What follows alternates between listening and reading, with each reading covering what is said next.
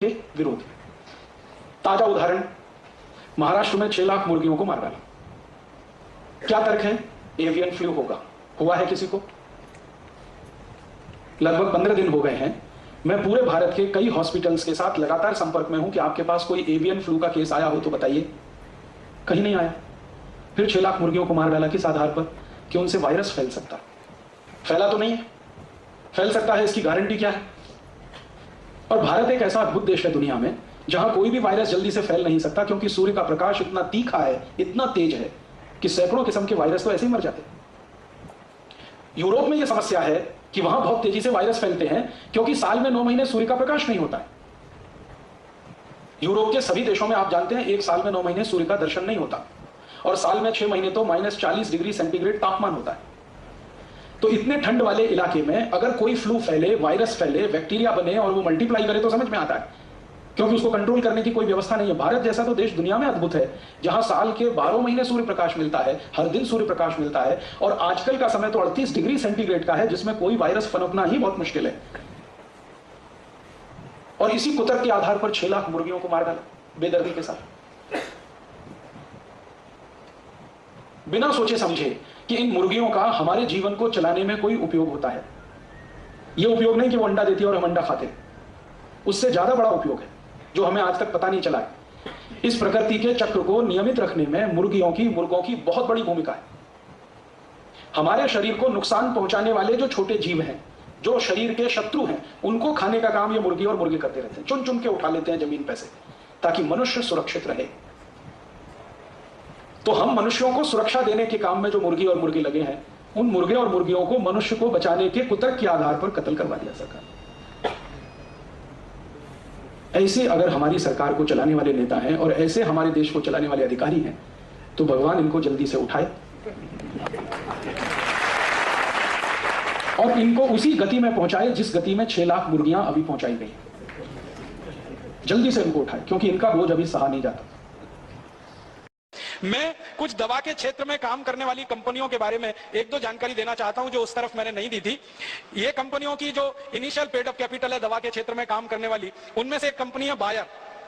उसकी मूल पूंजी इस देश में 6 लाख रुपए है बस, और उसका 1 साल का नेट प्रॉफिट 154 करोड़ रुपए।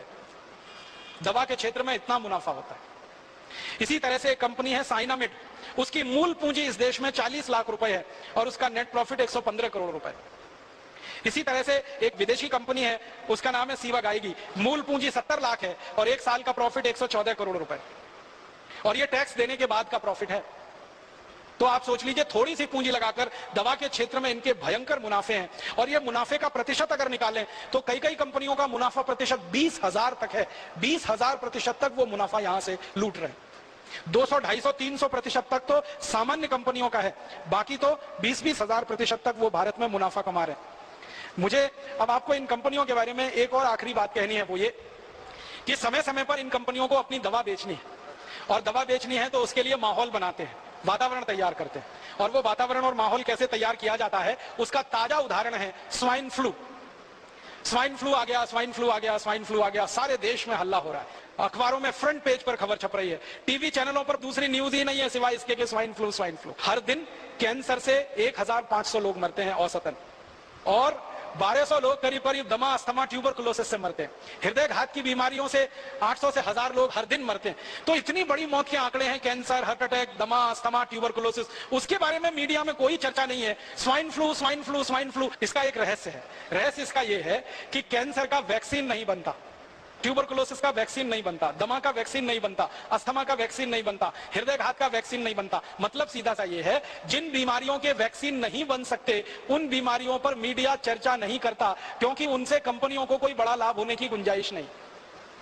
स्वाइन फ्लू का वैक्सीन बन सकता है, एवियन फ्लू का वैक्सीन बन सकता है, सार्स का वैक्सीन बन सकता है, और थोड़े दिन पहले एक बर्ड फ्लू आया था उसका वैक्सीन बन सकता है। तो एवियन फ्लू है, बर्ड फ्लू है, सार्स है, स्वाइन फ्लू है, इन सब बीमारियों के वैक्सीन बन सकते हैं और वैक्सीन बनकर बाजार में बिक सकते हैं, और इसमें विदेशी कंपनियों को मुनाफा बहुत भयंकर है। इसलिए मीडिया में ये सारी खबरें बाकायदा प्रायोजित तरीके से दिया जाती है, छपवाई जाती है, बनवाई जाती है। एक अमेरिकन कंपनी है, वो स्वाइन फ्लू की दवा बनाती है, टेमी फ्लू। और जानकारी यह मिली है कि टेमी फ्लू दवा को बनाते समय वायरस जो है अनकंट्रोल्ड हुआ, नियंत्रण के बाहर हुआ और उसने स्वाइन फ्लू को फैलाना शुरू किया सारी दुनिया। माने एक अमेरिकन कंपनी की बदमाशी से, एक अमेरिकन कंपनी की गैर जिम्मेदारी से स्वाइन फ्लू का वायरस सक्रिय हुआ और सारी दुनिया के 30 देशों को उसने अपनी चपेट में लिया। अब वो 30 देश हैं, वो टेमी फ्लू के ग्राहक हो गए।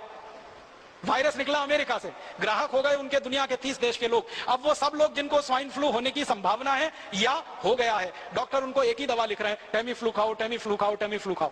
जो विद्वान डॉक्टर हैं और जो इन कंपनियों के चक्कर में नहीं फंसते हैं, ऐसे भी कई डॉक्टर हैं, वो बता रहे हैं कि टेमी फ्लू बिल्कुल मत खाओ, क्योंकि आपने टेमी फ्लू खाया तो ये स्वाइन फ्लू का जो वायरस है ये स्ट्रक्चर बदलने में माहिर है, तुरंत नया स्ट्रक्चर ले सकता है और वो नए स्ट्रक्चर में रेजिस्टेंस आ सकता है, फिर कितना भी टेमी फ्लू खाना ठीक ही नहीं होने वाले।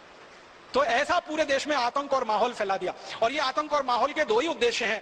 पहला उद्देश्य है ज्यादा से ज्यादा टेमी फ्लू दवा बेचना, जो पिछले 10 साल से इस कंपनी ने उत्पादन करके गोडाउन में भरी हुई है, अब वो गोडाउन खाली करना है। अब ये गोडाउन कोई ऐसा गोडाउन नहीं है जो टूथपेस्ट का हो, रोज इस्तेमाल करें और फेंक दें। ये गोडाउन तो तभी खाली होगा जब कोई दवा का आतंक हो, वायरस का आतंक हो और डर हो और दहशत हो। डर, दहशत और आतंक के चलते आदमी मजबूर हो जाता है महंगी से महंगी दवा खाने के लिए और महंगे से महंगा इलाज करने के लिए। तो ये स्वाइन फ्लू का वायरस इसी तरह का एक प्रोपेगेंडा है। मुझे तो एक ही बात कहनी है, वो ये कि ये स्वाइन फ्लू नहीं है, मीडिया फ्लू है।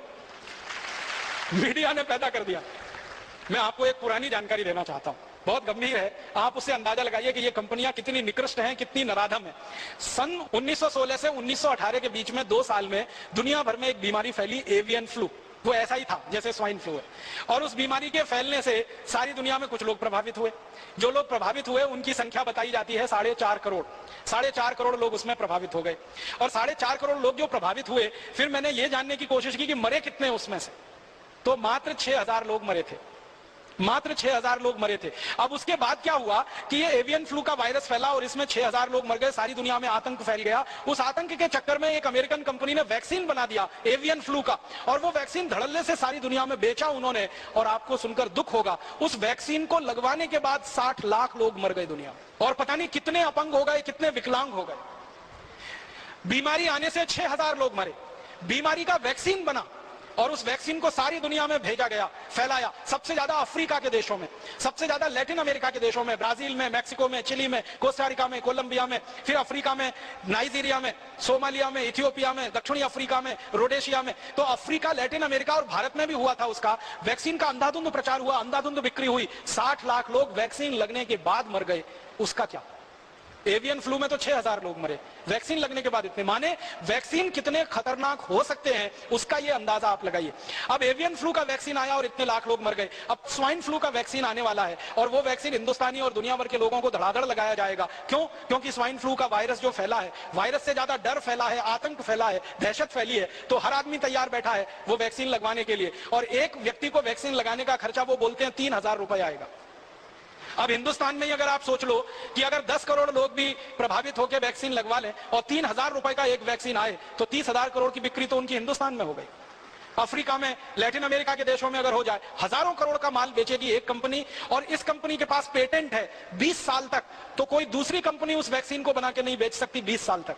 और इसी कंपनी के पास दवा का भी पेटेंट है 20 साल का, तो टेमी फ्लू दवा को कोई दूसरी कंपनी नहीं बनाकर बेच सकती 20 साल तक। तो 20 साल तक एक ही अमेरिकन कंपनी की मोनोपोली रहेगी, और उस मोनोपोली पर हजारों करोड़ रुपए वो लूटेंगे लोगों के दिलो दिमाग में। इसलिए स्वाइन फ्लू का दहशत, आतंक और डर बिठाया जा रहा है। और मैं इसी संदर्भ में और एक छोटी सी बात करूंगा। आपको याद है थोड़े दिन पहले इस देश में एक आतंक फैलाया गया, hepatitis B, hepatitis B, hepatitis B, hepatitis B. और आतंक और डर इतना फैला कि हिंदुस्तान के लाखों करोड़ों लोगों ने उसका वैक्सीन लिया। आप में से भी किसी ने लिया होगा, बहुत लोगों ने लिया। बैंक में काम करने वाले, बीमा कंपनी में काम करने वाले, रेलवे में काम करने वाले, अन्य पब्लिक सेक्टर में काम करने वाले लोगों को मास वैक्सीनेशन कैंप किए गए। बहुत सारी संस्थाओं ने वैक्सीनेशन कैंप लगाए और डॉक्टरों ने अंधाधुंध ये मास वैक्सीनेशन कैंप दिए।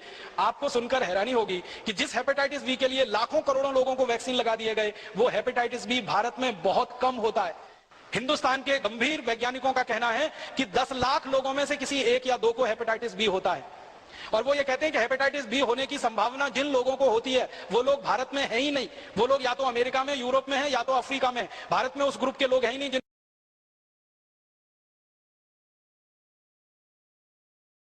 हमारे पुणे में अभी थोड़े दिन पहले मास वैक्सीनेशन का कैंपेन चला, हेपेटाइटिस बी। याद है? हर गली मोहल्ले चौराहे में हेपेटाइटिस बी का वैक्सीन लगता था। Rotary Club, Lions Club, Rotaract Club, Lioness Club, Jain संगठन, फलाना संगठन, ढिमाका संगठन, जितनी सहकारी संस्थाएं, सामाजिक संस्थाएं, सबका एक ही काम था, वैक्सीनेशन करो, वैक्सीनेशन करो। क्या हो रहा है? हेपेटाइटिस बी आने वाला है, हेपेटाइटिस बी आने वाला है, हेपेटाइटिस बी आने वाला है। सबसे जास्ती वैक्सीन बिका पुणे में। हम लोगों ने इस हेपेटाइटिस बी के मामले पर एक मुकदमा किया था बंबई हाई कोर्ट में, और जब मुकदमा किया तो अदालत ने आदेश दिया कि इसकी जांच करो, माइक्रो लेवल पे, सूक्ष्म स्तर पे जांच करो। जब जांच हुई तो पता चला कि हेपेटाइटिस बी नाम की बीमारी भारत में होती ही नहीं। बीमारी होती है हेपेटाइटिस ए। हेपेटाइटिस ए माने पीलिया, काविड़ कहते हैं मराठी में आप। तो ये सामान्य काविड़ जो होता है वो हेपेटाइटिस ए है। ये होता है, सामान्य रूप से होता है, बारिश के दिनों में तो जरूर होता है, क्योंकि पानी में गंदगी आने के कारण ये होता है। तो हेपेटाइटिस ए तो होता है, हेपेटाइटिस बी नहीं होता। और वैक्सीन हेपेटाइटिस बी का दिलवा दिया आपको। आप में से कितने लोगों ने लगवाया? देखो यही हाथ खड़े कर रहे हैं सबके सब। और ऐसे ऐसे हजारों लाखों लोगों ने पुणे में वैक्सीन लगवा लिया। दो कंपनियों ने खूब बिजनेस कर लिया, खूब धंधा कर लिया। फिर मुंबई में कर दिया उन्होंने, फिर कोलकाता, फिर दिल्ली, फिर जगह जगह करके हजारों कोटि रुपए लूट लिया। बाद में अदालत का फैसला आया कि जब बीमारी नहीं है तो वैक्सीन क्यों लगाएं। तो अदालत ने आदेश दिया कि अगर कोई मास वैक्सीनेशन कैंप करेगा हेपेटाइटिस बी का तो उसको जेल में डाल देंगे। उस दिन के बाद से सब सामाजिक संस्थाओं ने बंद कर दिया, और उसी दिन से दोनों कंपनियों ने अपना धंधा भी बंद कर दिया। अब वो कंपनी वालों को मैं मिलता हूं, कहता हूं कि भाई अब क्यों नहीं बेचते तुम हेपेटाइटिस बी का वैक्सीन? तो उन्होंने कहा कि अब हमें बेचने की गरज नहीं है, क्योंकि जितना बनाया था सब बेच लिया हमने। अब तो कोई नया वैक्सीन बनाएंगे उसको बेचेंगे, अभी तो हमको हेपेटाइटिस बी बेचने की जरूरत नहीं है। तो हेपेटाइटिस बी का जैसे पूरे देश में डर पैदा करके, आतंक पैदा करके सारे देश के लोगों को जबरदस्ती ये वैक्सीनेशन करा दिया गया, उसी तरह की तैयारी चल रही है स्वाइन फ्लू का डर, आतंक पैदा करके सारे देश के लोगों को जबरदस्ती ये वैक्सीन बिकवाना। अब डर मुझे इस बात का है, दुख इस बात का है कि हेपेटाइटिस बी का वैक्सीन तो 500-700 रुपए का होता था, कहीं कहीं पे 1000 रुपए का था। ये स्वाइन फ्लू का 3000 रुपए का है। कंपनी को अंदाजा लग गया है कि 500-700 का वैक्सीन लगवा सकते हैं तो 3000 का भी लगवा सकते हैं। बस डर बिठा दो कि तुम मर सकते हो, तुमको ऐसा हो सकता है, तुमको वैसा हो। इनको ये हो सकता है। और आपको सबको मालूम है, जो बात गंभीर है वो ये कि जितनी भी वैक्सीन दी जाती है उन वैक्सीनों में उन बीमारियों के ही जीवाणु रहते हैं जिस बीमारी के लिए वो वैक्सीन दी जाती है। अब देखिए कैसा साजिश और कैसा षड्यंत्र है। एक तो बीमारी होती नहीं, होती है तो बहुत कम लोगों को होती है, और होने के पीछे का जो कारण है कि वो कीटाणु और जीवाणु मरते ही नहीं है उस दवा में भी, और वो हमको अंधाधुंध लगाया गया। लाखों करोड़ों का बिजनेस करके कंपनी ने मुनाफा कमा लिया। जो स्वामी जी कहते हैं कि सामान्य प्राणायाम करें, योग करें, तो उसी से हम ठीक कर सकते हैं अपने आप को। उसके लिए लाखों करोड़ों रुपए इस देश में बर्बाद हो गए। हम लुट गए, हमारी आंखों के सामने लूट लिया लोगों ने, हमको मूर्ख बना के लूट लिया। तो कभी हेपेटाइटिस बी के नाम पे, कभी स्वाइन फ्लू के नाम पे, कभी एवियन फ्लू के नाम पे, कभी सार्स के नाम पर, कभी बर्ड फ्लू का कितना आतंक फैलाया था। थोड़े दिन पहले हजारों लाखों मुर्गियां इस देश में कट गई। परिणाम जानते क्या हुआ? मुर्गियों की कमी पड़ गई तो सरकार ने विदेशों से मुर्गी इंपोर्ट करना शुरू कर दिया। अंडों की कमी पड़ गई तो विदेशों से अंडे खरीदने शुरू कर दिए इन्होंने। और अब ये स्वाइन फ्लू के नाम पे बता रहे हैं सुअर को काट रहे हैं। फिर थोड़े दिन में सुअर की कमी होगी तो सुअर का मांस विदेशों से खरीदेंगे, हिंदुस्तान में बिकेगा। ये सारे के सारे मार्केट की उनकी रणनीति है। धंधा करना है, माल बेचना है, उनको आपके स्वस्थ रहने से, बीमारी से कोई लेना